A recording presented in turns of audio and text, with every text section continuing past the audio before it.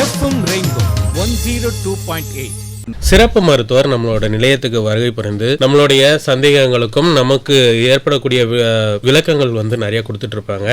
அந்த வகையில் இன்னைக்கு நிகழ்ச்சியில் ஹலோ டாக்டர் நிகழ்ச்சியில் புகைப்பிடித்தல் மற்றும் புகையற்ற புகையிலை பயன்பாடு மற்றும் அதன் தீங்கு விளைவிக்கும் விளைவுகள் குறித்து விளக்கமளிக்கிறதுக்காக நம்மளுடைய நிலையத்திற்கு வருகை தந்திருக்கிறாங்க.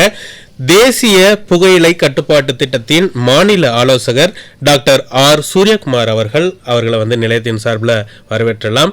வணக்கம் டாக்டர். வணக்கம் டாக்டர். அதாவது ஒரு புகைப்பிடித்தல் மற்றும் புகையற்ற புகையிலை பயன்பாடு மற்றும் அதன் தீங்கு விளைவிக்கும் விளைவுகள் அப்படின்னு சொல்லியிருக்கோம்.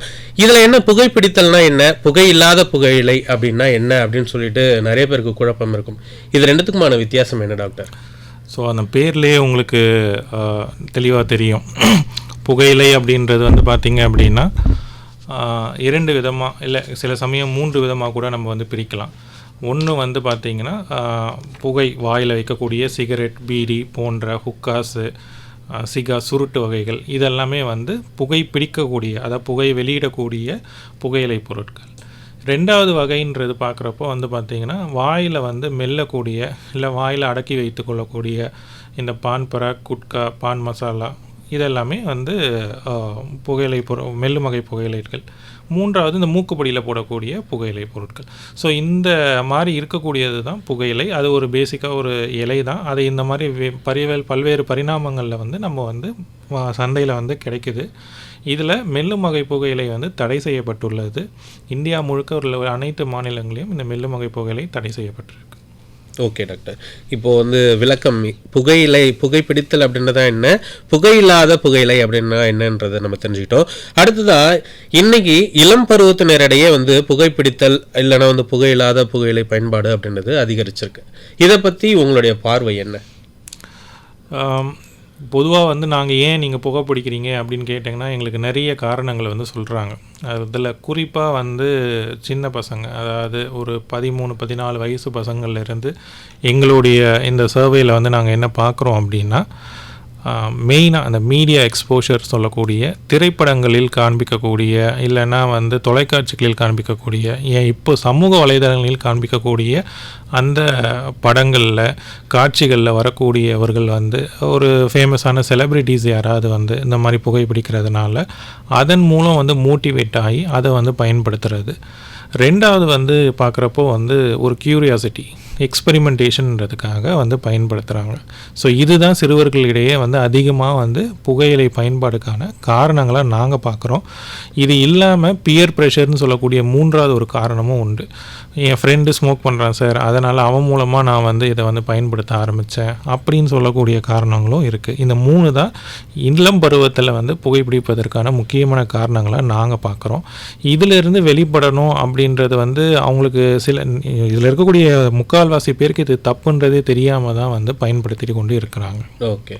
இன்னொரு விஷயம், நீங்கள் ஃப்ரெண்டு அப்படின்றது நம்ம வீட்டிலேயே கூட ஒரு சிலர் புகைப்பிடிக்கிறத பார்த்து அதுக்கு ஒரு விஷயம், அது இமிட்டேஷன் சொல்லுவோம். அதாவது இமிட்டேஷன் பார்த்தீங்க அப்படின்னா நம்ம வீட்டில் இருக்கக்கூடிய சித்தப்பா, மாமா, தாத்தா யாராவது யூஸ் பண்ணியிருப்பாங்க.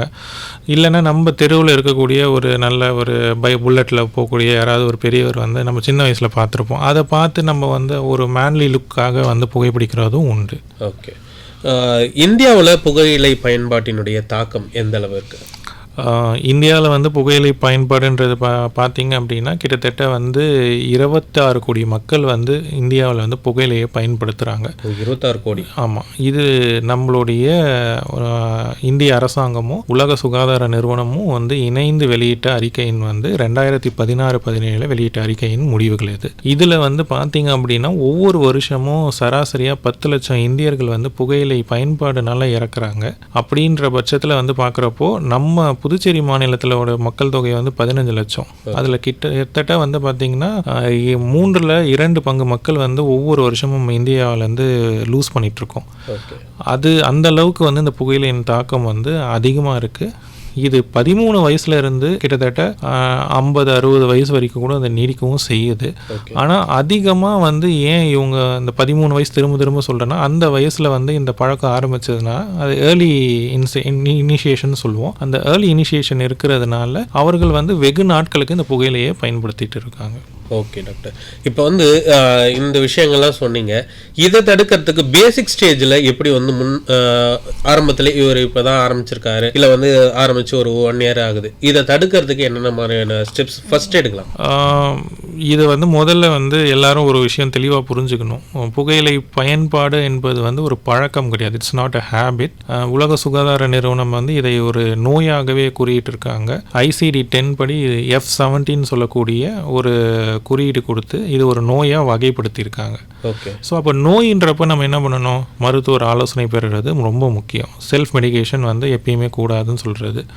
அப்போ அதை நோயின்றப்போ நோயோட நோய் நிலை எந்த ஸ்டேஜில் இருக்காங்கன்னு நம்ம பார்க்கணும். இப்போ தான் ஆரம்பிச்சிருக்காங்களா, ரொம்ப நாள் பழக்கம் இருக்கா, அதனால் உடலில் வேறு ஏதாவது பிரச்சனைகள் இருக்கா, அதனால் அவங்களுக்கு உடல் உறுப்புகள் ஏதாவது பாதிக்கப்பட்டிருக்கா, புற்றுநோய் ஏற்படக்கூடிய பாதிப்புகள் ஏதாவது இருக்கா, இப்படி போன்ற விஷயங்களை வந்து நம்ம வந்து பார்த்துட்டு அதுக்கு ஏற்றாற் போல் இப்போது ஃபஸ்ட்டு வந்து அவர் இனிஷியல் ஸ்டேஜில் தான் இருக்கார் அப்படின்றப்போ கவுன்சிலிங் மெத்தட்ஸ் இருக்குது. அதுக்காக வந்து அவருக்கு வந்து கவுன்சிலிங் தெரப்பீஸ் கொடுக்கறது, அவரை வந்து அழைத்து பேசுகிறது, இந்த மாதிரி விஷயங்களில் வந்து நம்ம செயல்பாடுகளை அவர் அதுலேருந்து வெளியில் கொண்டு வரலாம். ரெண்டாவது, க்ரானிக்காக இருக்கிறவங்களுக்கு வந்து அதற்கான மருந்துகள், கவுன்சிலிங்குடன் கூடிய மருந்துகள் இருக்குது. அந்த மருந்துகளை வந்து நம்ம கொடுக்கலாம். எல்லாருமே வந்து இந்த டிவியில் வரக்கூடிய இந்த சூயிங்கம்ஸ், அதாவது இதை போட்டிங்கன்னா நீங்கள் புகையிலிருந்து தயவு செய்து எல்லாருக்கும் ஒரு வேண்டுகோள், யாரும் அதை வந்து செல்ஃபாக பயன்படுத்தாதீங்க. அதனுடைய பாதிப்புகள் தெரியாமல் நீங்கள் பயன்படுத்திட்டு இருக்கீங்க. எப்படி வந்து சாதாரணமாக சுரத்துக்கு வந்து ஒரு மாத்திரையை போட்டு சரியாயிடும் சொல்லிட்டு நம்ம ஓவர் த கவுண்டரில் வாங்குறோமோ, அதே மாதிரி இந்த ஓவர் த கவுண்டரில் நீங்கள் யூஸ் பண்ணக்கூடிய இந்த சூயிங்கம்ஸ் வந்து உங்கள் உடலுக்கும் ஆபத்தை விளைவிக்கும். ஏன்னா அதில் இருக்கக்கூடியதும் நிக்கோட்டின் தான், புகையிலையில் இருக்கிறதும் நிக்கோட்டின் தான். ஆனால் இந்த நிக்கோட்டினை எப்படி முறைப்படி பயன்படுத்தணும்னு தெரிஞ்சுக்கிட்டு பயன்படுத்துறது தான் முக்கியம். கடைசியில் வேறு உறுப்புகள் பாதிக்கப்பட்டிருக்கு அப்படின்னா மற்றைய மருத்துவர்களோடு இணைந்து அந்த பாதிப்புகளோடு சேர்ந்து இதை அவர் அந்த பழக்கத்திலிருந்து அவர் வெளியில் வரத்துக்கும் நாங்கள் வந்து ஆலோசனைகள் கொடுத்துட்டு வரோம். இதற்காக புதுச்சேரியில் 10 மையங்கள் வந்து இயங்கிட்டு வருது. நீங்கள் வந்து இந்த மையங்களை வந்து அணுகலாம். ஓகே டாக்டர், இப்போ வந்து மற்ற நோய்கள் மாதிரி, அதாவது ஆஸ்துமா, டிபி, இந்த மாதிரியான நோய்கள் மாதிரி ஸோ புகையிலை பயன்பாடுன்றது ஒரு நோய் தான். கண்டிப்பாக இதில் எந்த மாற்று கருத்தும் வேண்டாம். யாராவது ஒருத்தர் வீட்டில் புகை பிடிச்சிட்டு இருந்தாங்கன்னா, நீங்கள் உடனே புகையிலை பயன்படுத்திட்டு இருந்தாங்கன்னா, இனி அதை விட்டு இது ஒரு ஹேபிட் தானேன்னு சொல்லி நீங்கள் எதிர்பார்க்காதீங்க. கண்டிப்பாக அது வாய்ப்பே கிடையாது. அவர் அதுலேருந்து வெளியில் வரணும் அப்படின்னா முறையான மருத்துவர் ஆலோசனை கண்டிப்பாக வேணும். அதற்கான சிகிச்சை மையத்துக்கு நீங்கள் கண்டிப்பாக வந்தே ஆக வேண்டியும். ஓகே டாக்டர், இப்போ வந்து புகையிலை பயன்பாடு நம்ம வந்து எந்த வகையிலே இருந்தாலும், புகைப்பிடிக்கிறதா இருக்கட்டும், இல்லை நீங்கள் சொல்கிற மாதிரி வாயில் போட்டு மெல்றது, இந்த மாதிரியான விஷயங்கள் எதுவாக இருந்தாலும் அதுலேருந்து வரக்கூடிய சைடு எஃபெக்ட்ஸ், நமக்கு வரக்கூடிய நோய்கள் என்னென்ன மாதிரியான நோய்கள் வரும்? இது நான் எல்லா இடங்களையும் சொல்கிறது இந்த ஸ்டேட்மெண்ட். தலை முடியிலிருந்து கால் நகம் வரைக்கும் உங்களுக்கான எல்லா உறுப்புகளும் கண்டிப்பாக இதனால் பாதிப்படையும். முதல்ல புற்றுநோய்கள், நுரையீரல் புற்றுநோய், வாய் புற்றுநோய், தொண்டை புற்றுநோய், கணைய புற்றுநோய், வயிற்று புற்றுநோய், கல்லீரல் புற்றுநோய், மண்ணீரல் புற்றுநோய், இது மாதிரி புற்றுநோய்கள் ஏற்படுறது. தோல் சுருக்கம், வயது முதிர்ந்த தோற்றம் வந்து இளம் வயதிலே தெரியும். கேட்ராக்ட், கண்கள் வரக்கூடியது. தலைமுடி உதிர்தல், ஹேர்ஃபால் நிறைய பேருக்கு இருக்கும்.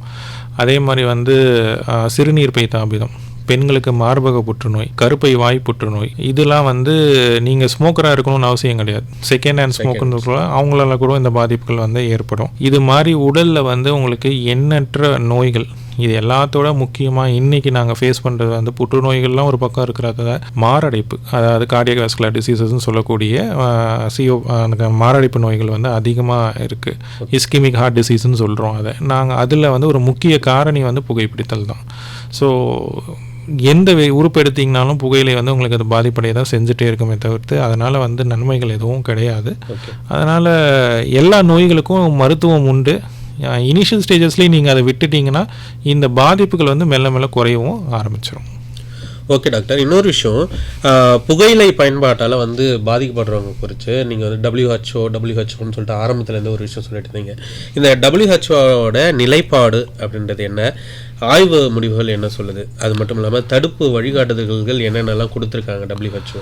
இப்போது அவங்களுடைய முடிவுகள், ஆய்வு முடிவுகள் நான் ஏற்கனவே சொல்லிட்டேன். குளோபல் அடல்ட் டொபாக்கோ சர்வே அப்படின்னு சொல்லக்கூடிய ஆய்வு முடிவுகள் ஒவ்வொரு நாட்டிற்கும், ஏன் நம்ம ஊரில் வந்து பார்த்திங்கன்னா ஒவ்வொரு மாநிலத்திற்கும் தனித்தனியாக கொடுத்துருக்காங்க. அதில் நம்ம ஒரு மன அமைதி தரக்கூடிய விஷயம் என்னன்னு பார்த்தாங்கன்னா, புதுச்சேரி வந்து இந்தியாவிலே வந்து புகையிலை பயன்பாடில் வந்து கம்மியாக பயன்படுத்துறதுல 2வது மாநிலமாக இருக்குது. நம்மளுடைய ப்ரிவலன்ஸ் வந்து 11.2% தான். பட் இதில் இன்னொரு வருந்தத்தக்க விஷயம் அப்படின்னு பார்க்குறப்போ இந்தியாவிலே வந்து புதுச்சேரி மாநிலத்தில் வந்து பொது இடங்களில் புகையிலைனால் பாதிக்கப்படுவர்கள் செகண்ட் ஹேண்ட் ஸ்மோக்னால் பாதிக்கப்படுறவங்களுடைய ஆவரேஜ் வந்து பார்த்திங்கன்னா நேஷ்னல் ஆவரேஜை விட ரொம்ப அதிகம். நம்ம நேஷ்னல் ஆவரேஜ் வந்து 25% இருக்குன்னா நம்ம 26.3% இருக்கும். அதான் வீட்டுக்குள்ளார புகைப்பிடிப்பவர்களுடைய பாதிப்பு வந்து பார்த்திங்கன்னா இந்தியாவிலே நாம தான் ரொம்ப கம்மி 4% இருக்கும். ஸோ இதில் என்ன தெரியுது அப்படின்னா நம் மாநிலத்தில் புகையிலை பயன்பாடுன்றது வந்து வீட்டுக்குள்ளார ரொம்ப அவ்வளோவா இல்லை. ரெண்டாவது வந்து இது வெளியில் வந்து பயன்பாடு வந்து ரொம்ப அதிகமாகவும் இருக்குது. ஸோ இதுதான் அதனுடைய ஆய்வு முடிவுகள் நம்ம எடுத்துக்கலாம். ஏஜ் ஆஃப் இனிஷியேஷன், அதாவது வந்து சராசரியாக புதுச்சேரி மாநிலத்தில் வந்து புகையிலை பயன்பாடு ஆரம்பிக்கக்கூடிய வயது வந்து பார்த்திங்கன்னா 18 வயதுலேருந்து 19.3 வயதாக உயர்ந்திருக்கு. ஸோ இது ஒரு நல்ல விஷயம். அதாவது பள்ளி பருவத்திலேருந்து கல்லூரி பருவத்துக்கு இது மூவ் ஆகிருக்கு. ஸோ இதெல்லாம் வந்து இந்த குளோபல் அடல்ட் டொபாக்கோ சர்வேவுடைய முடிவுகள்னு வச்சுக்கலாம். இதில் இன்னும் நிறைய ஃபேக்டர்ஸ் இருக்குது. அது நீங்கள் டீட்டெயில்டாக வந்து பார்க்கணுன்னா அதற்கான ஃபேக்ட் ஷீட்ஸ் வந்து அவைலபிளாக இருக்குது. ரெண்டாவது, உலக சுகாதார நிறுவனத்தோட நிலைப்பாடு அப்படின்றது வந்து அவங்களுடைய முதல் கொள்கையே வந்து பார்த்திங்கன்னா அவங்களுடைய நிறுவனத்தில் நீங்கள் பணியாற்றணுனாலே முதல்ல நீங்கள் புகையிலை பயன்பாடு இருக்கக்கூடாது. ஸோ நீங்கள் வந்து ஒரு நான் டொபாக்கோ யூஸராக இருந்தால் தான் அவங்கள வந்து உள்ளே எடுப்பாங்க. ரெண்டாவது வந்து பார்த்திங்கன்னா அவங்க வந்து ஒரு குறிக்கோள் வைத்திருக்காங்க. 2030க்குள் வந்து உலகத்தில் குறிப்பாக வந்து வளரும் நாடுகளான இந்தியா போன்ற நாடுகளில் வந்து பார்த்திங்கன்னா புகையிலை பயன்பாடை வந்து 50% குறைக்கணும் அப்படின்றது அவங்களுடைய நிலைப்பாடு இல்லை. ஸோ அதை நோக்கி பல்வேறு உக்திகளை வந்து அவங்க பயன்படுத்திட்டு வராங்க. உதாரணத்துக்கு வந்து பார்த்திங்கன்னா டேக்ஸ் ஆன் டொபாக்கோ, அதாவது வந்து புகையிலை பொருட்கள் மீதான வரிகளை வந்து அதிகப்படுத்துதல். ரெண்டாவது வந்து ஒரு குறிப்பிட்ட வயதினருக்கு கீழ் உள்ளவர்களுக்கு புகையிலையை விற்பனை செய்யக்கூடாது அப்படின்னு சொல்கிறது. செகண்ட் ஹேண்ட் ஸ்மோக்லேருந்து பாதுகாக்கிறதுக்கான வழிமுறைகள், அதாவது பொது இடங்களில் புகைப்பிடிப்பதை தடை செய்வது, பொது இடத்துல மக்கள் வந்து புகையிலை பொருட்களை பயன்படுத்தாமல் இருக்கிறதுக்கான விளம்பர பலகைகள் வைக்கிறது, இந்த மாதிரி விஷயங்கள் எல்லாத்தையுமே வந்து முன்னிறுத்துகிறாங்க. ஸோ இதெல்லாமே அவங்களுக்கு வந்து ஒரு நிலைப்பாடு சொல்லலாம். அவங்களுடைய எய்ம் அப்படின்றது பார்த்திங்க அப்படின்னா புகையிலையினால் வந்து முக்கியமாக சிறுவர்கள், இந்த வருஷத்துக்கான தீமே அதுதான், protect children from tobacco industry interference. அதாவது குழந்தைகளை புகையிலை நிறுவனங்களின் ஒரு யுக்திகளிலிருந்து அவங்களுக்கு ஏற்படுத்தக்கூடிய ஒரு மாயாஜால வித்தைகளிலிருந்து இவங்களை முதல்ல வந்து காப்பாற்றுகள். ஏன்னா அவங்க வந்து நேரடியாக புகையிலை பொருட்களை விற்பனை செய்ய முடியாததுனால மற்றைய வழிகளில் குழந்தைகளை வந்து ஈர்க்கிறதுக்கான பொருட்களை வந்து வியாபாரம் செய்கிறாங்க, சந்தைப்படுத்துகிறாங்க. அதை வந்து தெளிவுபடுத்தணும், குழந்தைகளை அதிலேருந்து காப்பாற்றணும் அப்படின்றது ரொம்ப தீவிரமான விஷயமா இருக்காங்க. எல்லாருக்கும் சொல்லக்கூடிய விஷயம் வந்து உலக சுகாதார நிறுவனம் வந்து ஒன்று தான், எந்த வயதினராக இருந்தாலும் புகையிலை பொருட்களை முழுமையாக தவிருங்கள் அப்படின்றது தான். Okay doctor. ஹலோ டாக்டர் நிகழ்ச்சி கேட்டுட்ருக்கீங்க. இன்னைக்கு நிகழ்ச்சியில புகைப்பிடித்தல் மற்றும் புகையற்ற புகையிலை பயன்பாடு மற்றும் அதன் தீங்கு விளைவிக்கும் விளைவுகள் குறித்த விளக்கம் அளிக்க நமது நிலையத்துக்கு வருகை தந்திருக்கிறாங்க தேசிய புகையிலை கட்டுப்பாட்டு திட்டத்தின் மாநில ஆலோசகர் டாக்டர் ஆர் சூரியகுமார் அவர்கள். டாக்டர், அடுத்ததா வந்து நம்ம வந்து ஒரு கேள்வி என்ன அப்படின்னா, புகையிலை பயன்பாடு தடுப்பை மேற்கொள்ள மக்களினுடைய ஒத்துழைப்பு அப்படின்றது எப்படி இருக்கு? நாங்கள் போகக்கூடிய எல்லா இடங்களிலும் வந்து மக்கள் கேட்கக்கூடிய எங்களுக்கு முதல் கேள்வி வந்து ஏன் நீங்கள் இதை தடை பண்ணலை, எங்களுக்கு இது பாதிப்பு இருக்குது அப்படின்னா. ஸோ அப்படின்னாலே நீங்கள் அவங்களுடைய ஒத்துழைப்பு எந்த அளவுக்கு இருக்குதுன்னு நீங்கள் தெரிஞ்சுக்கலாம். ஓகே. புகையிலை பயன்படுத்தாத எல்லாருமே வந்து எங்களை கேட்கக்கூடிய விஷயங்கள் வந்து நாங்கள் முழு ஒத்துழைப்பு அளிக்கிறோம், இதை நீங்கள் முழுமையாக தடை செய்கிறதுக்கு என்ன வழியோ நீங்கள் அது பண்ணுங்கள், இதனால் வந்து எங்களுக்கும் பாதிப்பு ஏற்படுது, பயன்படுத்துவர்களுக்கும் பாதிப்பு, ஒன்றும் தெரியாத சிறுவர்கள் கை குழந்தைகளுக்கு வந்து ரொம்பவும் பாதிப்பு ஏற்படுது அப்படின்னு சொல்கிறாங்க. அதனால் என்ன கேட்டிங்க அப்படின்னா அந்த சப்போர்ட் வந்து இட் இஸ் வெரி அலார்மிங் மக்களிடையே. ரெண்டாவது, விழிப்புணர்வும் கொஞ்சம் அதிகமாக இருக்குது. கடந்த 8 வருடமாக இதை பற்றிய விழிப்புணர்வுகள் பள்ளிகளில் பொது இடங்களில் நாங்கள் கொடுத்துட்டு வர்றதுனால மக்களுக்கும் வந்து ஓகே, நம்ம வந்து புகையிலை பயன்படுத்தலினாலும் பக்கத்தில் இருக்கிறதுனால நம்மளுக்கு பாதிப்புகள் உண்டு அப்படின்றத புரிஞ்சுக்கிறாங்க, அதில் வந்து விலகி போகிறாங்க. ஸோ அதனால் டொபாக்கோ கண்ட்ரோல் அப்படின்னு பேசுகிறப்போ புகையிலை கட்டுப்பாட்டுக்கு வந்து பொதுமக்களிடையே வந்து அமோக வரவேற்பு இருக்குது. கண்டிப்பாக அங்கே ஒத்துழைப்பு வந்து என்றைக்குமே இருக்குது, இன்றைக்குன்னு கிடையாது. ஸோ தாராளமாக ஒத்துழைப்பு தராங்க, ரொம்ப சந்தோஷம். அனைவருக்கும் அதை என்னுடைய சார்பாக நான் நன்றியை தெரிவிச்சுக்கிறேன். ஓகே, ரொம்ப விழிப்புணர்வோட மக்கள் இருக்காங்க அப்படின்னு நினைக்கும் போது எனக்கும் சந்தோஷமாக இருக்குது.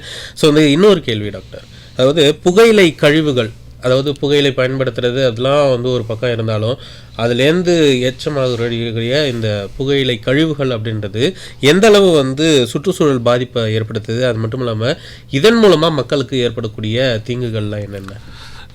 இதை பற்றின ஆய்வுகள் வந்து 2 வருடங்களுக்கு முன்பு தான் ஆரம்பிச்சிருக்கு. ஏன்னா உலக சுகாதார நிறுவனம் வந்து அந்த வருடம் தான் வந்து environmental impacts of tobacco usage அப்படின்னு சொல்லி ஒரு தீமை வந்து கொடுத்துருக்காங்க.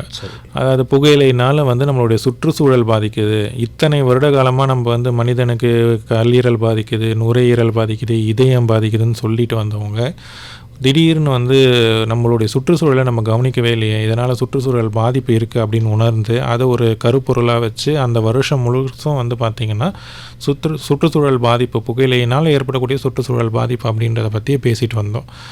நீங்கள் கேட்டது வந்து எந்த அளவுக்கு பாதிப்பு இருக்குதுன்னு கேட்டிருக்கீங்க. ஒரு சின்ன உதாரணம் வந்து நான் சொல்லணும் அப்படின்னா, ஒரு சிகரெட்டு அதாவது வந்து சிகரெட் பிடிச்சோடனே அந்த கடைசி துண்டு இருக்கும்ல, அதை வந்து நீங்கள் மண்ணுலையோ இல்லைன்னா வந்து தண்ணீர்லையோ எதில் போட்டிங்கனாலும் சரி, அது மக்கிறதுக்கு 10லேருந்து 12 வருடங்கள் ஆகும். ஸோ அந்த 10-12 வருஷமும் அது அப்படியே தான் உங்களுடைய மண்ணில் இருக்க போது, உங்கள் நீர்நிலைகளில் இருக்க போது.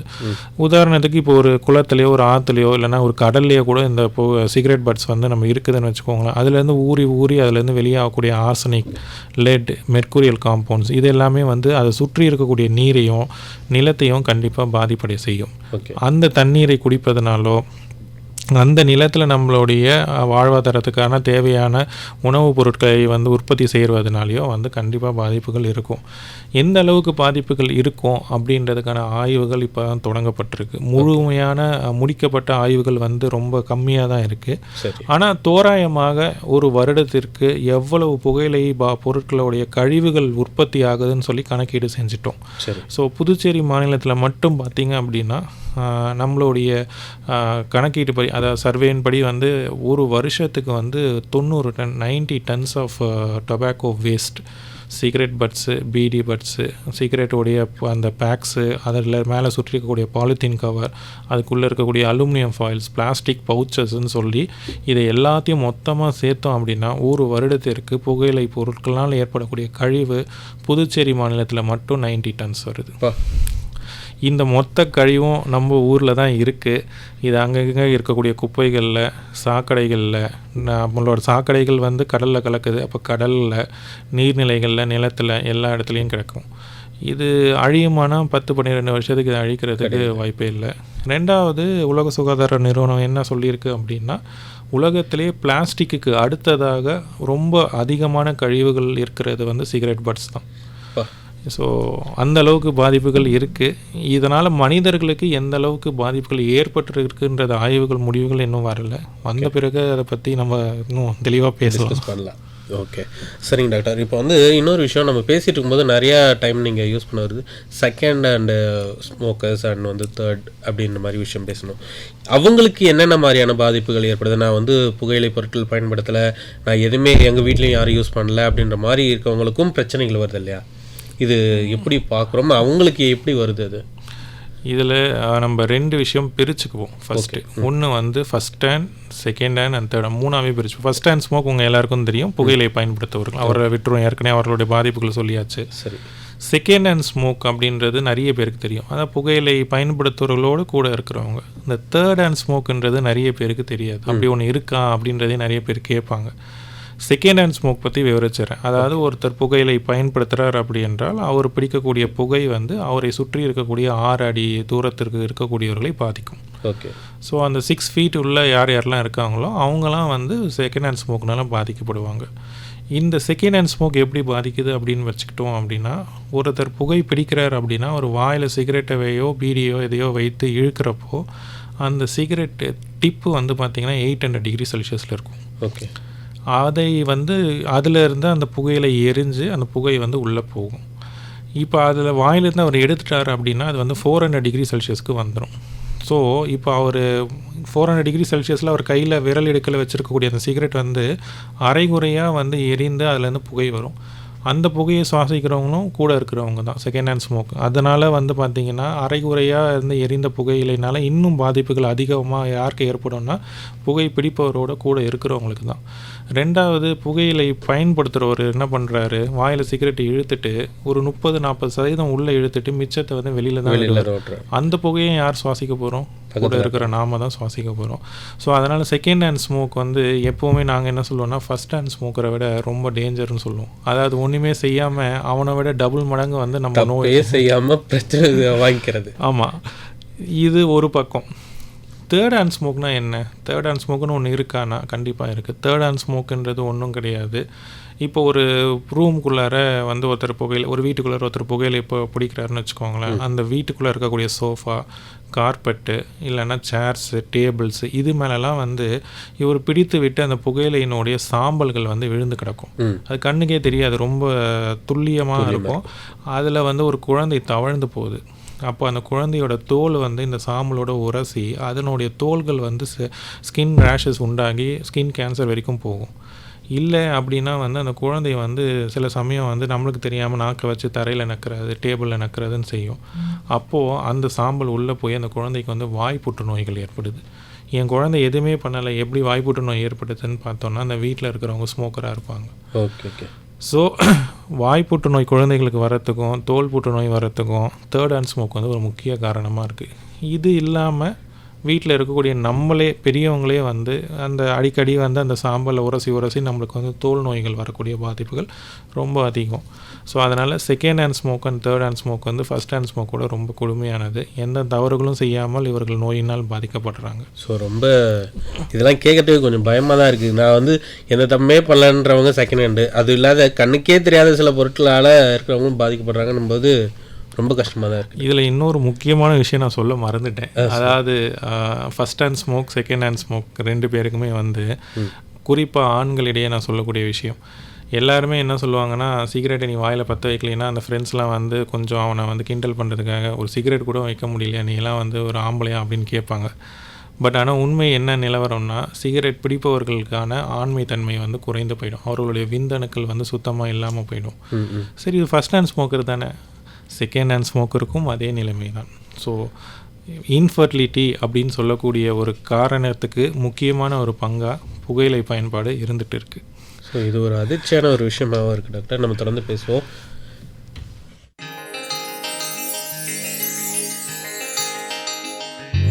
இசைத்தூரல் ஆயிரம், புது பாடல் ஆயிரம், செவியூரும் பூப்பதாலே உயிர் ராகம் என்றும் தாளாடுதே.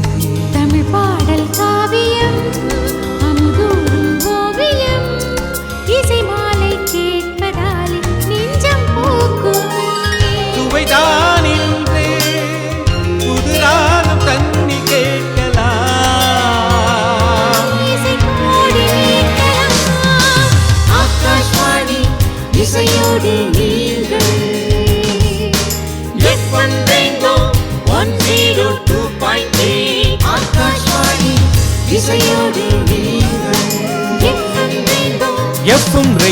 102.8 இசையோடு என்றும் நீங்கள். எஃப்எம் ரெயின்போ புதுவை 102.8 கேட்டுட்ருக்கீங்க. ஹலோ டாக்டர் நிகழ்ச்சி. இன்னைக்கு நிகழ்ச்சியில் புகைப்பிடித்தல் மற்றும் புகையற்ற புகையிலை பயன்பாடு மற்றும் அதன் தீங்கு விளைவிக்கும் விளைவுகள் பற்றி நம்ம பேசிகிட்டு இருக்கோம். நல்ல நிலையத்துக்கு வருகை தந்து நிறைய கேள்விகளுக்கு பதில் சொல்லிட்டு இருக்காங்க தேசிய புகையிலை கட்டுப்பாட்டு திட்டத்தின் மாநில ஆலோசகர் டாக்டர் ஆர் சூரியகுமார் அவர்கள். டாக்டர், நம்ம வந்து லாஸ்ட்டு ஜங்கில் நம்ம பேசிகிட்டு இருந்தோம், சந்தைகளில் புகையிலை பொருட்கள் எப்படிலாம் வந்து கிடைக்குதுன்றதை பற்றி இப்போது நம்ம தொடர்ந்து பேசலாம். புகையிலை பொருட்கள் எந்தெந்த வடிவங்களில் கிடைக்குது? நார்மலாக வந்து சிகரெட் இந்த மாதிரியான விஷயங்கள் இருந்தாலும் மற்ற வடிவங்களில் என்னென்ன மாதிரியான விஷயங்களில் கிடைக்குது? எல்லாருக்கும் தெரிஞ்சது வந்து சிகரெட், பீடி. அது யாருக்கும் நான் பெருசாக விளக்கி சொல்லணும்னு அவசியம் இல்லை. இது இல்லாமல் சுருட்டுகள் சொல்லக்கூடியது, அந்த சிகார்ஸ்ன்னு சொல்லி சில இது கிடைக்குது. அப்புறம் இந்த லவங்கம் சேர்ந்த புகையிலை, அதாவது சிகரெட்டுகள், அந்த மாதிரி சில விஷயங்கள் இருக்குது. ஓகே, அது கிரட்டெக்ஸ்ன்னு சொல்லுவோம். அப்புறம் ஸ்டிக்ஸ்ன்னு சொல்லுவோம், அதாவது புகையிலை தனியாகவும் அதை ரோல் பண்ணக்கூடிய பேப்பர் தனியாகவும் இருக்கும், அந்த மாதிரியும் கிடைக்குது.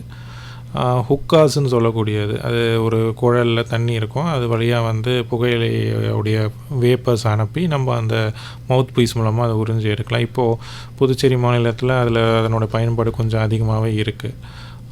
ஹுக்காஸ் வந்து இப்போது நிறைய ரெஸ்டாரண்ட்ஸில் அந்த மாதிரி சர்வ் பண்ணவும் செய்கிறாங்க. ஓகே. அப்புறம் சில்லம்ஸ்ன்னு சொல்லுவோம், அதாவது வந்து ஒரு மண் குடுவையில் நம்ம புகையிலையை வந்து அடைச்சி அதை வந்து நம்ம யூஸ் பண்ணுறது. இந்த பழைய படங்களில் வந்து வாயில் வந்து ஒரு வளைந்த வலை மாதிரி, அது மாதிரி இருக்குது, அதெல்லாம் சில்லம்ஸ். இது மாதிரி உள்ளது வந்து அந்த ஸ்மோக்கிங் டைப்ஸ்ன்னு சொல்லக்கூடிய புகையிலைகள். நிறைய ஸ்மோக்லெஸ் வந்து பார்த்திங்கன்னா வந்து நிறைய மெல்லும் வகை புகையிலைகள், இந்த பான் மசாலான்னு சொல்லக்கூடிய வகைகளில் வந்து நிறைய வந்து கிடைக்குது. ஸோ இந்த பான் மசாலா வகைகள் வந்து இந்த சுண்ணாம்பு சேர்த்தது, வெயிலில் காய வைத்தது, அதில் வந்து விதவிதமான ஃப்ளேவர்ஸ் போடுறது, அதாவது எனக்கு பிடிச்ச மாதிரி குல்கந்த் ஃப்ளேவரோ, ஸ்ட்ராபெரி ஃப்ளேவரோ, இல்லை பாக்கு ஃப்ளேவரோ, இந்த மாதிரி உள்ள ஃப்ளேவர்ஸோடு சேர்ந்து இல்லை பாக்கோடு கலந்த ஒரு புகையிலையை உருவாக்கக்கூடிய இதில் கூட ஃப்ளேவர்ஸ்ன்றது இருக்குது. கண்டிப்பாக இருக்குது. அது இல்லாமல் புகையிலையை வந்து நல்லா வந்து ஒரு இரும்பு சட்டியில் வந்து நல்லா அதை கருப்பாகிற வரைக்கும் வறுத்து நல்லா அதை ஃபைன் பவுட்ரு மாதிரி ஆக்குறது, அந்த மாதிரி உள்ளதும் இருக்குது. அப்புறம் இந்த சுண்ணாம்பு, அந்த புகையிலை, பாக்கு, இது மூணுத்தையும் வந்து ஒன்றா கட்டி அதை வந்து ஒரு பொட்டலம் மாதிரி வச்சுருப்பாங்க, அந்த மாதிரி வகைகளும் இருக்குது. ஓகே. வெத்தலை பாக்கோடு சேர்த்து குடிக்கக்கூடிய பீடா போன்ற அந்த மாதிரியும் இருக்குது. இது ஒவ்வொன்றுத்துக்கும் ஒவ்வொரு பெயர்கள் உண்டு, அந்தந்த வகையான புகையிலைக்கு ஒவ்வொரு பெயர்கள் வைத்து அதை கூப்பிட்றாங்க. ஓகே. அடுத்தது நான் கடைசியாக சொன்னது இந்த மூக்குப்பொடி. இது எல்லாத்தையும் விட நம்ம ஊர்களில் வந்து இன்னுமே வந்து சில சந்தைகளில் வந்து பார்த்திங்கன்னா உலர்த்தி காய வைக்கப்பட்ட ரா டொபாக்கோ அப்படின்னு சொல்லுவோம், புகையிலை மட்டுமே வந்து கிடைக்கும். ஓகே. ஸோ அதை வாங்கி வயசானவங்க வந்து இந்த வெத்தலை பாக்கோட சேர்த்து அப்படியுமே பயன்படுத்துகிறாங்க. ஸோ இதுதான் இந்தியாவில் வந்து மேஜராக கிடைக்கக்கூடிய புகையிலை வகைகள். இதில் நீங்கள் எந்த ஃப்ளேவர் ஆட் பண்ணுறீங்க, என்ன மாதிரி ப்ரிப்பேர் பண்ணுறீங்கன்ற பொறுத்து அதனுடைய பேர்கள் வந்து கண்டிப்பாக உங்களுக்கு மாறும். Okay doctor. இப்போ வந்து நம்ம புகைப்பிடித்தல் இதை மட்டுமே நம்ம வந்து கொஞ்சம் அதிகமாக ஃபோக்கஸ் பண்ணுவேன். இன்னொன்று இந்த நீங்கள் சொன்னீங்க இல்லையா, உலராக இருக்கக்கூடிய புகையிலை பயன்படுத்துறது அப்படின்றது, இது வந்து எப்படிலாம் பயன்படுத்துகிறாங்க, அதனால் ஏற்படக்கூடிய விளைவுகள் அப்படின்றது என்ன? ஸோ நான் வந்து முதல்ல சர்வேயோட ரிப்போர்ட் சொல்கிறப்போ 26 கோடி மக்கள் வந்து புகையிலை பயன்படுத்துகிறேன்னு சொன்னாங்க. ஆமாம். அதில் கிட்டத்தட்ட வந்து 19 கோடி பேர் வந்து மெல்லும் வகை புகையிலை தான் பயன்படுத்துகிறாங்க. 26ல் 19%. அதாவது நம்ம இந்த ட்ரெண்டு வந்து எப்படின்னா, நீங்கள் சவுத் இந்தியா அப்படின்னு கொஞ்சம் பார்க்குறப்போ ஸ்மோக்கிங் டைப்ஸ் வந்து கொஞ்சம் அதிகமாக இருக்கும். அதே கொஞ்சம் நார்த் இந்தியா அந்த மாதிரி, இப்போ மகாராஷ்டிரா அந்த மாதிரி மாநிலங்கள்லாம் நம்ம போகிறப்போ சூவிங் டைப், அதாவது மெல்லும் வகை புகையிலை வந்து ரொம்பவே அதிகம் அவங்கக்கிட்ட. இது ஏன் இருக்குது அப்படின்னு வந்து பார்க்குறப்போ, இது வந்து கலாச்சார ரீதியாகவும் இதை வந்து ஒன்றி இருக்கும். இப்போ ஒரு பெண் பார்க்குற வீட்டுக்கு போகிறப்போ வந்து நம்ம வெற்றிலை பாக்கு மாற்றுற மாதிரி அவங்க புகையிலையை வந்து கல்யாணம் மாற்றிப்பாங்க. அந்த மாதிரி வந்து மாற்றி அந்த புகையிலையோடு சேர்ந்த வெற்றிலையை போடுறது, அது ஒரு பழக்கமாக வச்சுருக்காங்க. வீட்டுக்கு விருந்தாளிகள் வந்தால் வந்து வெற்றிலையோடு புகையிலையை மடித்து தரதை வந்து ஒரு பழக்கமாக வச்சுருக்காங்க. இது இல்லாமல் பொதுவாகவே எல்லாருமே புகையிலையை வந்து ஒரு சாதாரணமாக பயன்படுத்தக்கூடிய ஒரு பொருள். இன்னுமுமே அதனுடைய பாதிப்புகள் தெரியாமல் தான் அவங்க பயன்படுத்திகிட்டு இருக்காங்க. எல்லாருமே படத்துக்கு போகிறப்போ சுனிதான்னு ஒரு ஆடு பார்ப்போம். அந்த பெண்மணி வந்து மெல்லும் வகை புகையிலை பயன்படுத்துறதுனால தன்னுடைய தாடை வெட்டி எடுத்து அது பிளாஸ்டிக் சர்ஜரி பண்ணி அதன் பிறகும் உயிர் பிழைக்க முடியாமல் வந்து மரணித்து விட்டார்கள். அது ஒரு துக்ககரமான ஒரு விஷயந்தான். பட் ஆனால் அவங்க துணிஞ்சு வந்து என்ன மாதிரி யாரும் பாதிக்கப்படக்கூடாதுன்னு சொல்கிறதுக்கான ஒரு எக்ஸாம்பிளாக அதை பார்க்குறோம். ஸ்மோக்கிங் நம்ம சொல்லிகிட்டு இருக்கோம், ஆனால் உண்மையிலே வந்து சைலண்ட்டாக வந்து நிறைய பேரை கொள்வது வந்து இந்த ஸ்மோக்லெஸ் டொபாக்கோ தான், இப்போ மெல்லும் வகை புகையிலே தான். அதனுடைய பயன்பாட்டினால நம்மளுக்கு ஏற்படக்கூடியது முதல்ல வந்து வாயில் வந்து ஒரு சின்ன கட்டி மாதிரி வரும்.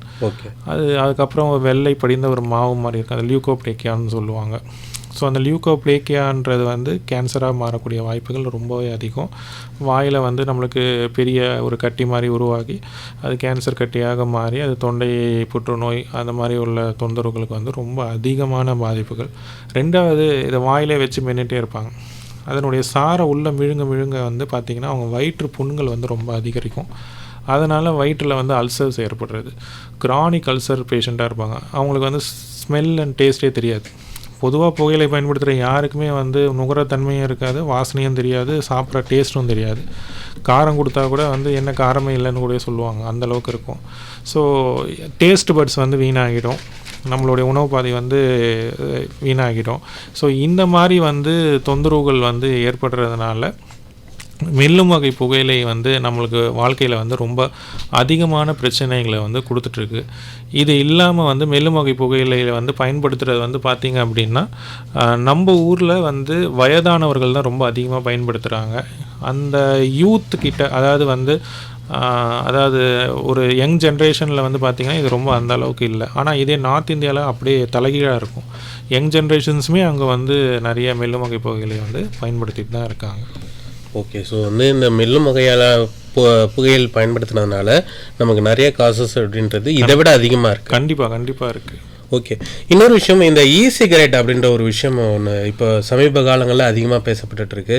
இதை பற்றின புரிதல் அப்படின்றது மக்கள்கிட்ட எப்படி இருக்குது? இது பயன்படுத்தலாமா? இது சரியானது தானே? இது சிகரெட் அப்படின்னு சொல்ல போது நான் வந்து நிறைய இடங்களில் பேசுகிறப்போ மக்கள் வந்து அப்படி ஒரு பொருள் இருக்கா அப்படின்னு சொல்லி தான் எல்லாருமே என்கிட்ட கேட்டிருக்காங்க. ஓகே.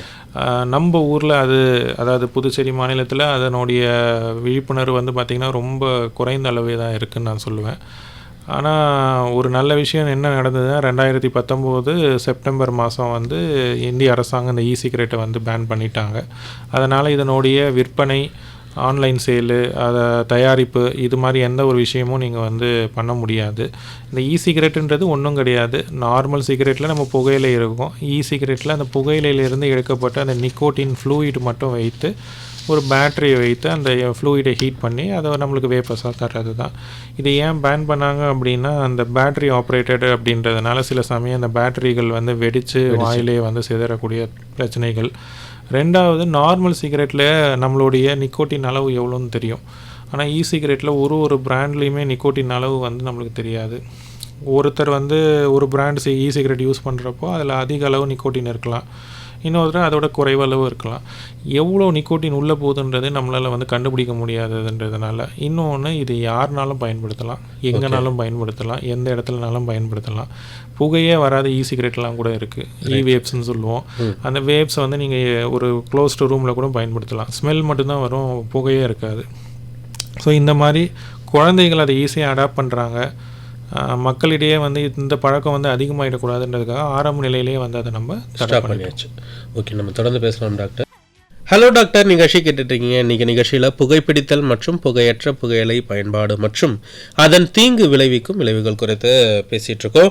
தேசிய புகையிலை கட்டுப்பாட்டு திட்டத்தின் மாநில ஆலோசகர் டாக்டர் ஆர் சூரியகுமார் அவர்கள் நம்ம நிலையத்தில் நம்மளோட கேள்விக்கு பதில் சொல்லிகிட்ருக்காங்க. டாக்டர், இப்போ வந்து நம்ம முன்னாடி பேசிகிட்டு இருந்தோம், பெண்கள் வந்து பாதிக்கப்படுறாங்க அப்படின்னு சொல்லிட்டு ஒரு ஸ்பெசிஃபிக்காக ஒருத்தவங்களை சொன்னீங்க. இன்றைக்கி இருக்கக்கூடிய காலகட்டத்தில் பெண்களிடையே வந்து இந்த புகையிலை பயன்பாடு அப்படின்றது அதிகரிச்சிருக்கா இல்லை எப்படி இருக்குது?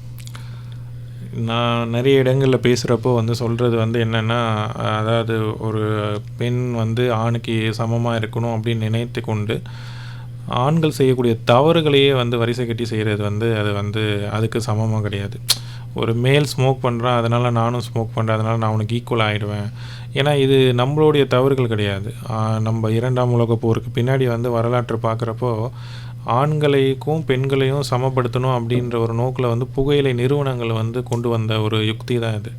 அப்போ அவனுக்கு சமமாக நீ ஆகணுன்னா நீங்களும் வந்து புகைப்பிடிங்க, நீங்களும் ஸ்மோக் பண்ணுங்கள், நீங்களும் வெளியில் போங்க, நீங்களும் கிளப்ஸுக்கு போங்க அப்படின்னு சொல்லி அமெரிக்க நாட்டில் வந்து இந்த மாதிரி ஒரு யுக்தியை கையாண்டதுனால அது காலப்போக்கில் வந்து ஓகே நமக்கும் அவங்களோட மாதிரி ஈக்குவலாக இருக்கணும் அப்படின்றதுனால குடி பழக்கமோ இல்லைனா புகையிலை பழக்கமோ வந்து ஆண்களுக்கு நிகராக நம்மளும் வைத்து கொண்டால் அது வந்து சரின்னு சொல்லக்கூடிய எண்ணங்கள் வந்து இன்றைக்கி நிறைய பார்க்குறோம். அதிகரிச்சிருக்கான்னு கேட்டிங்கன்னா கண்டிப்பாக ஒரு குறிப்பிட்ட அளவு வந்து நாங்கள் பார்க்கக்கூடிய விஷயங்கள் வந்து அதிகரிச்சிருக்கு தான். மையத்துக்கு வந்து ஆண்கள் மட்டும் இல்லை பெண்களுமே வந்து பார்த்திங்கன்னா லைக் இந்த சூவிங் டைப் மெல்லும் வகை புகையிலை பயன்படுத்தவர்கள் வராங்க. ஸ்மோக்கிங்ன்றது வந்து பார்த்திங்கன்னா பாண்டிச்சேரியில் ரொம்ப கம்மி தான், அதாவது பெண்கள் இடத்துல அந்த அளவுக்கு நாங்கள் பார்க்கல. பட் ஆனால் மெல்லும் வகை புகையிலை வந்து ஆண்களை விட பெண்கள் இடத்துல வந்து ரொம்ப அதிகமாக தான் இருக்குது புதுச்சேரி மாநிலத்தில். அதனால் ஏற்படக்கூடிய பாதிப்புகள் நான் ஏற்கனவே சொல்லிட்டேன். ஸோ கண்டிப்பாக வந்து பார்க்கணுன்னா ஆண்களை ஆண்கள் தான் அதிகம் புகையிலை பயன்பாட்டில் இருக்காங்க. இருந்தாலும் மெல்லும் வகை புகையிலையில் மட்டும் வந்து புதுச்சேரி மாநிலத்தில் வந்து ஆண்களை விட பெண்கள் கொஞ்சம் அதிகமாகவே இருக்காங்க. ஓகே. இப்போ வந்து புகையிலை பயன்பாட்டை வந்து தடுக்கிறதுக்காக ஏதாவது பிரத்யேகமான புகார் எண்கள் இருக்கா? இப்போ வந்து நீங்கள் முன்னாடி இப்போ சொல்லும்போது கூட ஒரு 10 சென்டர்ஸ் இருக்குது அப்படின்ற மாதிரி சொன்னீங்க. அந்த சென்டர்ஸ் எங்கெங்கே இருக்குது, எந்தெந்த நேரங்களில் வந்து நாங்கள் அணுகலாம், ஏதாவது புகையிலை பயன்பாடு அப்படின்றது அதிகரிச்சிருந்தது அப்படின்னா எப்படி புகார் அளிக்கிறது? ஸோ இதை வந்து நான் இந்த கேள்விக்கு பதில் சொல்லணும் அப்படின்னா முதல்ல எங்களுடைய அலுவலகம் எங்கே இருக்குது, அதாவது மாநில புகையிலை கட்டுப்பாட்டு மையம் வந்து பார்த்திங்க அப்படின்னா ஆம்பூர் சாலையில் அமைந்துள்ள அரசு மார்பு நோய் நிலையத்தில் இருக்குது. ஓகே. நம்பர் 68 ஆம்பூர் சாலையில் நீங்கள் வந்து காலை 9 மணிலேருந்து சாயந்தரம் 5:30 மணி வரைக்கும் நீங்கள் தாராளமாக வந்து இந்த அலுவலகத்தை புகையிலை சம்பந்தமான எந்த ஒரு தகவல்களுக்கும் நீங்கள் அணுகலாம். இல்லை புகார் கொடுக்குறதுனால அணுகலாம். என்ன புகார் கொடுக்கலாம்? பொது இடங்களில் புகையிலை பிடிக்கிறது அதிகமாக இருக்கக்கூடிய இடங்களை வந்து நீங்கள் எதாவது சுட்டி காட்டி அந்த இடங்களில் புகையிலை பழக்கத்தை குறைக்கணும் அப்படின்னு நினச்சாலும் அதற்கான புகார்கள் கொடுக்கலாம். மைனர் சேல், அதாவது 18 வயதுக்குள் கீழ் உள்ளவர்களை வந்து புகையிலை பொருட்களை வந்து விற்பனை செய்கிறது, பள்ளி வளாகத்தை சுற்றி 100 கஜம் 100 யார்ட்ஸ்குள்ளார புகையிலை பொருட்களை வந்து விற்பனை செய்கிறது, இந்த மாதிரி விஷயங்களுக்கு சம்மந்தமான புகார்களை தெரிவிக்கிறதுனா தாராளமாக எங்கள் அலுவலகத்துக்கு வரலாம். இல்லை நான் வந்து புகார் கொடுக்கணும் ஆனால் என்னுடைய பெயரோ முகவரியோ எதுவும் வெளியில் வரக்கூடாது அப்படின்ற ஒரு எண்ணம் இருக்குன்னா கண்டிப்பாக அதுக்கான டோல் ஃப்ரீ எண் நம்பர் இருக்குது, நோட் பண்ணிக்கோங்க. 1800112356. திரும்பவும் சொல்கிறேன், அந்த டோல் ஃப்ரீ எண் வந்து பார்த்திங்கன்னா 1800112356. இந்த டோல் ஃப்ரீ எண்ணுக்கு பண்ணால் என்னுடைய விவரங்கள் தெரியாதுன்னா கண்டிப்பாக தெரியாது, உங்களுடைய எந்த ஒரு விவரங்களும் அவங்க வந்து கேட்கவும் மாட்டாங்க. நீங்கள் வந்து புகையிலை சம்பந்தமான புகார்களை தெரிவிக்க இந்த டோல் ஃப்ரீ எண்ணையும் பயன்படுத்தலாம். சரிங்க சார், டோல் ஃப்ரீ எண் வந்து புகார் தெரிவிக்கிறதுக்கு மட்டும்தானா? கண்டிப்பாக கிடையாது. நீங்கள் புகையிலை சம்பந்தமான சந்தேகங்களும் கேட்கலாம். சந்தேகங்கள் மட்டும்தான் கேட்கணும்னு நினச்சிங்கனாலும் இல்லை நீங்கள் புகையிலை சம்பந்தமான மருத்துவ ஆலோசனை பெறுறதுக்கும் இந்த டோல் ஃப்ரீ எண்ணை நீங்கள் பயன்படுத்திக்கலாம். ஸோ திரும்பவும் சொல்கிறேன், டோல் ஃப்ரீ எண் வந்து 1800112356 என்ற எண்ணை வந்து நீங்கள் தொடர்பு கொள்ளலாம். இது வந்து அந்தந்த ரீஜனல் லாங்குவேஜஸில் கண்டிப்பாக உங்களுக்கான பதில்களை வந்து கொடுக்கப்படும். கடைசியாக 10 சென்டர்ஸ் இருக்குதுன்னு சொன்னேன். ஒரு சென்டர் வந்து நம்மளுடைய இந்திரா காந்தி மருத்துவக் கல்லூரியோடைய சைக்காட்ரிக் டிபார்ட்மெண்ட், ஜிப்மரோடைய சைக்காட்ரிக் டிபார்ட்மெண்ட், மகாத்மா காந்தி பல் மருத்துவக் கல்லூரியோடைய கம்யூனிட்டி டென்டிஸ்ட்ரி டிபார்ட்மெண்ட், மாநில புகையிலை கட்டுப்பாட்டு மையத்தில் வெள்ளிக்கிழமை மட்டும் இருக்கும் அந்த சென்டரு. அடுத்தது நம்மளுடைய சேதராப்பட்டு அரசு ஆரம்ப சுகாதார நிலையம், நெட்டப்பாக்கம் அரசு ஆரம்ப சுகாதார நிலையம், பாகூர் அரசு ஆரம்ப சுகாதார நிலையம், இந்த 7மே அரசாங்கத்துக்குடைய சென்டர்ஸில் இருக்கும். இப்போ நான் சொல்லக்கூடிய மற்ற 3 சென்டர்ஸ் வந்து தனியாரில் இருந்தாலும் ஆனால் அரசாங்கத்துக்கு கீழே தான் செயல்படுது. அதாவது Indira Gandhi institute of dental sciences Pillaiyarkuppam, Venkateswara பல் மருத்துவக் கல்லூரி Ariyur, Mahe institute of dental sciences Mahe. So மொத்தம் இந்த 10 சென்டர்ஸ் வந்து பார்த்திங்கன்னா பாண்டிச்சேரியில் இருக்குது. எல்லா சென்டர்ஸுமே அரசாங்கத்தோடைய உதவி பெற்று தான் இயங்கிட்டு வருது. நீங்கள் இந்த 10 சென்டர்ஸில் எங்கேனாலும் போகலாம், எங்கேனாலும் நீங்கள் இதை சம்மந்தமான மருத்துவ ஆலோசனை பெற்றுக்கலாம். உங்களுக்கு இது டே கேர், அதாவது வந்து காலை ஓபி டைமிங்கில் மட்டும்தான் இதற்கான ஆலோசனைகள் வந்து கொடுக்குறாங்க. அதாவது இப்போ உதாரணத்துக்கு ஜிப்மர்லாம் எடுத்துக்கிட்டிங்கன்னா காலையில் 8 மணிலேருந்து 12:30 வரைக்கும் அந்த சென்டர்ஸில் வந்து நீங்கள் தாராளமாக மருத்துவ ஆலோசனை பெற்றுக்கொள்ளலாம். இதே மற்ற எல்லா சென்டர்ஸ்க்குமே பொருந்தும். இதில் ஒரே ஒரு சென்டர், அதாவது மாநில புகையிலை கட்டுப்பாட்டு மையத்தில் மட்டும் வெள்ளிக்கிழமை மட்டும்தான் இயங்குது. மற்ற எல்லா சென்டர்ஸுமே ஞாயிறு தவிர திங்கள் முதல் சனிக்கிழமை எல்லா நாட்களுமே இயங்கிட்டு இருக்கு. ஓகே டாக்டர், இப்போ வந்து நிகழ்ச்சியோட நிறைவு தருணத்துக்கு கிட்டத்தட்ட நெருங்கிட்டோம். இப்போ வந்து புகைப்பிடித்தல் மற்றும் புகையற்ற புகையிலை பயன்பாடு மற்றும் அதன் தீங்கு விளைவிக்கும் விளைவுகள் பற்றி இவ்வளோ நேரம் நம்ம வந்து ரொம்ப டீப்பாகவே டிஸ்கஸ் பண்ணோம். நிறைவாக மக்களுக்கு வந்து இந்த புகையிலை பயன்பாடை பற்றி நீங்கள் சொல்லணும் அப்படின்னா உங்களுடைய பார்வையிலும் சரி, உலக நாடுகள் பார்வையிலும் சரி, என்னென்ன விஷயங்கள்லாம் முன்னெடுத்து வைக்கக்கூடிய விஷயங்கள் என்ன? எல்லாருக்கும் ஒரே ஒரு வேண்டுகோள், எந்த ஒரு காரணத்திற்காகவும் எந்த ஒரு விஷயத்திலையும் எந்த சூழ்நிலையிலையும் புகையிலை பொருட்களை தொடாதீர்கள். 2வது, அப்படி பயன்படுத்துவர்களை வந்து வெறுத்து ஒதுக்காமல் அவங்களுக்கான மருத்துவ வசதிகள் இருக்கக்கூடிய இடங்களுக்கு அழைத்து வாருங்கள். 3வது, இது அரசாங்கம் மட்டும்தான் வந்து செயல்படுத்தணும், அவர்கள் மட்டும்தான் நடவடிக்கை எடுக்கணும் அப்படின்ற எண்ணம் இல்லாமல் மக்களாகி நீங்களும் வந்து இது சம்பந்தமான ஒரு முன்னெடுப்போடு வந்து விழிப்புணர்வுகள் ஏற்படுத்துதல், இல்லைனா வந்து நீங்கள் இந்த பயன்பாடை குறைக்கிறதுக்கு உங்கள் சமுதாயத்தை சுற்றியுள்ளவர்களை வந்து அதை வந்து வலுப்படுத்தி அவர்களுக்கு வந்து ஆலோசனைகள் தரக்கூடிய இடங்களில் கூட்டிகிட்டு வந்து அவர்களை வழிநடத்துதல், இந்த மாதிரி விஷயங்கள் நீங்கள் செய்கிறப்போ ஒரு ஆரோக்கியமான சமுதாயம் வந்து கண்டிப்பாக உருவாகும். எல்லாருமே சொல்கிற விஷயம் என்னென்னா, நான் ரிலாக்ஸ்க்காக காரணத்துக்காக தம் அடிக்கிறேன், சும்மா ஒரு பொழுதுபோக்கு தான், போர் அடிக்கிறதுக்காக தம் அடிக்கிறேன், இந்த மாதிரி பல்வேறு காரணங்கள் நீங்கள் சொன்னாலும் நாங்கள் பார்ப்பது நீங்கள் எந்த ஒரு காரணத்துக்காக புகையிலையோ மெல்லும் வகை புகையிலையோ ஸ்மோக்கிங் டைப்போ இல்லைனா வந்து மூக்குப்பொடி என்ன டைப்பில் நீங்கள் யூஸ் பண்ணாலும் அது உங்கள் உடலுக்கு தீங்கு தான் கொடுக்க போகிறது. ஒரு முறை நீங்கள் புகையிலையை பயன்படுத்த ஆரம்பித்தால் உங்கள் ஆயுட்காலத்தில் நீங்கள் 4 நாட்களை இழக்கிறீர்கள். ஸோ இது வந்து நான் சொல்லலை, ஆய்வுகள் சொல்லுது. இதை வந்து நீங்கள் மனசில் நான் வந்து 10 வருஷம் ஸ்மோக் பண்ணுறேன், நல்லா தான் இருக்கேன், கண்டிப்பாக கிடையாது. என்றைக்காவது ஒரு நாள் உங்களுக்கான பிரச்சனைகள் வரப்போ அது ரொம்ப பெரிய பூதாகரமான பிரச்சனையாக தான் இருக்கும். அதனால் எந்த ஒரு காரணத்துக்காகவும் புகையிலையை பயன்படுத்தாதீர்கள்.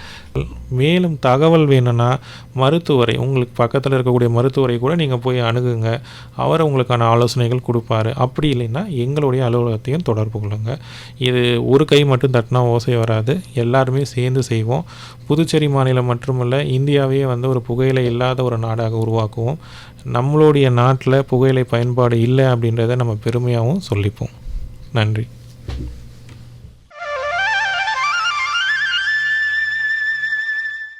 இன்னைக்கு ஹலோ டாக்டர் நிகழ்ச்சியில் புகைப்பிடித்தல் மற்றும் புகையற்ற புகையிலை பயன்பாடு மற்றும் அதன் தீங்கு விளைவிக்கும் விளைவுகள் குறித்து இவ்வளோ நேரம் நம்மளுடைய கேள்விகளுக்கும் நேர்களுக்கும் இந்த கேள்விகள் இருந்திருக்கும். ஸோ அனைத்து கேள்விகளுக்குமே வந்து ரொம்ப விளக்கமாக பொறுமையாக வந்து பதில் சொன்ன தேசிய புகையிலை கட்டுப்பாட்டு திட்டத்தின் மாநில ஆலோசகர் டாக்டர் சூரியகுமார் அவர்களுக்கு ஒரு மிகப்பெரிய நன்றி. நன்றி சார். தேங்க்யூ. எல்லாருக்கும் என்னுடைய வாழ்த்துக்கள். இந்த வருஷம் தேசிய உலக புகையிலை ஒழிப்பு தினத்தில் எல்லாருமே புகையிலை விடணுன்ற ஒரு உறுதிமொழி ஏற்போம். புகையிலை இல்லா ஒரு சமுதாயத்தை உருவாக்குவோம். நன்றி சார்.